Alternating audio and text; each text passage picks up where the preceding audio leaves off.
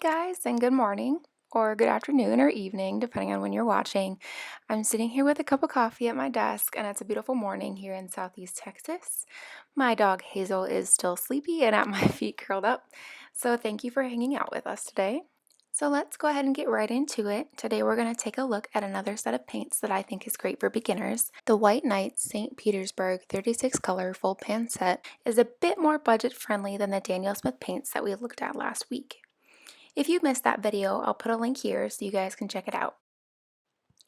I'm going to do my voiceover just a little bit differently for this video since there are 36 colors, and this video would be like an hour long if I talked about every one of them. So this video will be a bit more laid back, but I will point out some that I think are important to mention.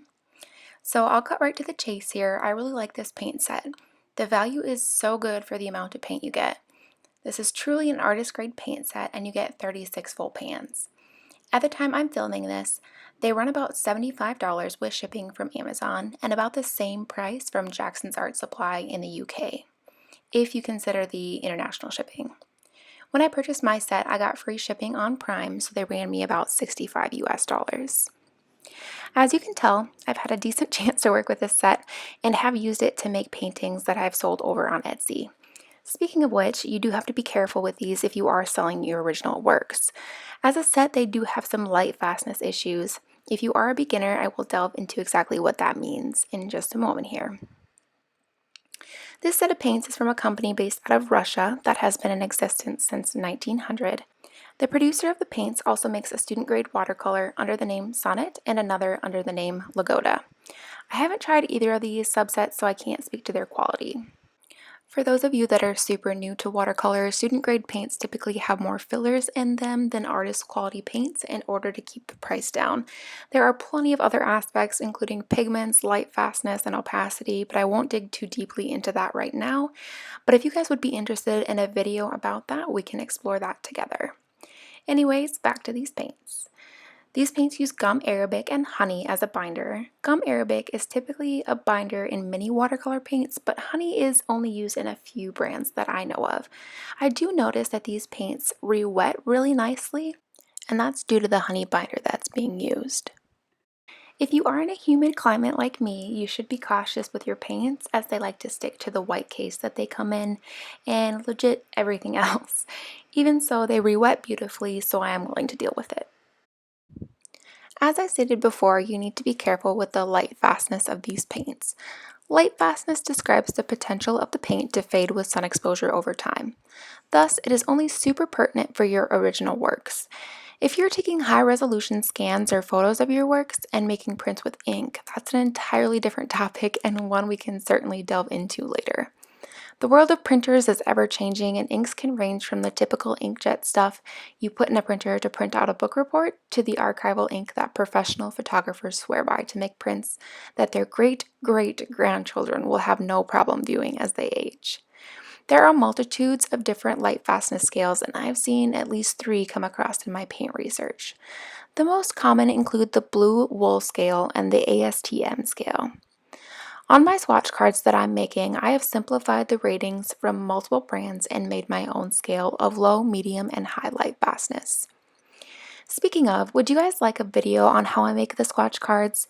I'll definitely give credit for the idea of these great swatch cards over to Denise Sodin on In Liquid Color. She creates hers a bit differently, but the main ideas that I've used in my cards all come from her. I'm almost sure that if you are here, that you have checked out her channel, but if you've not, she's an amazing watercolor artist that knows almost everything there is to know about pigments and color mixing. Also, I would definitely recommend her Skillshare class on creating a custom watercolor palette. I know I mentioned that in the last video, but it is just that good. So swatch cards. Yeah, if you guys want a video, just let me know in the comments below and we can definitely take a look into my swatch card book and I can show you how to make your own. Alright, I really gotta get myself back on track here. The blue wool light fastness scale ranges from 1 to 8, with 8 being the best and 1 being the worst. The American Society for Testing and Materials, or ASTM, scale is measured in the Roman numerals 1 to 5, with 1 being the best and 5 being the worst. This set is measured and labeled with the ASTM scale and is converted on my swatches, if I remember correctly, with 1 and 2 being high, 3 being medium, and 4 and 5 being low. I did want to take a moment to talk about the palette that these paints come in. As you saw in the beginning of the video, this palette folds out and gives space for mixing on both sides, which is amazing. There's just so much space to mix colors and experiment. The folding piece on the bottom of the palette can disconnect, which really can be a pro or a con depending on how you look at it. It is nice because you can take it out and move it around your workspace, but it is kind of annoying to me because it sticks to my paints and slips out of its place at inconvenient times. Oh, and one more thing. When you have all 9 pans in the row, there's still a little itty bitty space at the end of the row, and it really doesn't impact my painting at all, but it might shed a light on my OCD-like tendencies. So if St. Petersburg White Nights is listening, I love your paints, but I really want so badly for them to fit snugly in their case. Thanks, that's all. So after all this swatching, I looked through my swatch binder and I decided that I might replace a few of these paints. The first color that I decided to give up was the zinc white. I'm not sure if you guys noticed, but I didn't even swatch it.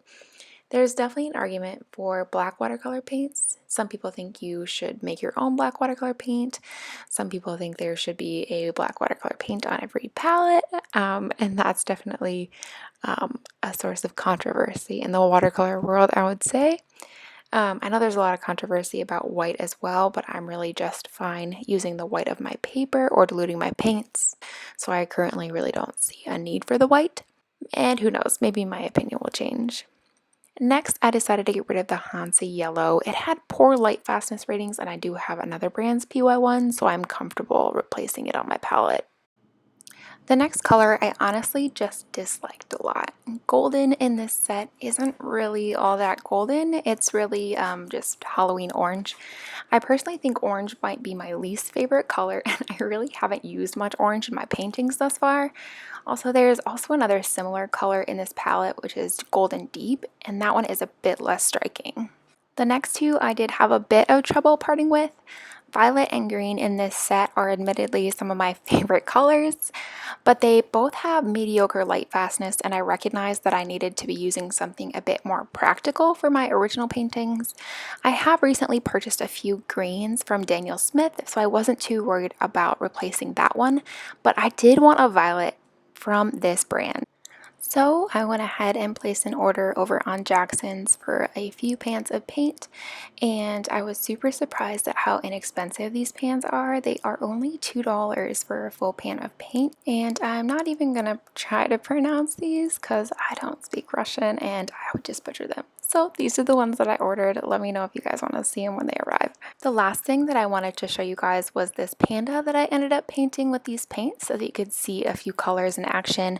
I followed a tutorial from Let's Make Art, which I would highly recommend to any new watercolorists out there. They sell watercolor subscription boxes that are really reasonable, but the really cool thing about the company, they actually have free tutorials here on YouTube, and you can go over to their website and get some of the outlines for free, which is just amazing. This tutorial belongs to them, and I've just sped up some footage of me doing it so you could see a snippet of what they can teach you how to do over there. I'll make sure to link the tutorial here so you guys can check it out as well. This video isn't sponsored or anything. I really just like their stuff and want to support them. So overall, I really do enjoy using this set. If I were to do it all over again, I would probably just order some individual colors over on Jackson's. Honestly, having 36 colors as a beginner is somewhat overwhelming. Although a bit more cost effective than the set we looked at last week, I kind of like mixing colors and the versatility of being able to do so. When you have 36, some of which contain multiple pigments, it can get really confusing. That's not to say you can't mix these. From my experiences, they mix really nicely, but having 36 pans makes things a bit more complicated. And I cannot say how important it is to understand color mixing and color theory as a beginner. Working from a limited palette for a while really made me think and open my eyes to the differences between hue and saturation and negative painting and things like that. I can go ahead and make a list in the description of some colors that may be good if you want to start off with a limited palette of this brand of paint. I'll also go ahead and link the Amazon affiliate link below in case you end up ordering this palette from there. It doesn't cost you anything extra, but it's a great way to support the channel. Like I said, the palette really isn't my favorite. I like the color mixing spaces, but that's something you're looking for, you can also get it from a ceramic plate. So I didn't really put that very high on my list. This brand of paint is really nice and really inexpensive, so if you're just dipping your toes into watercolor, it's a really good place to start.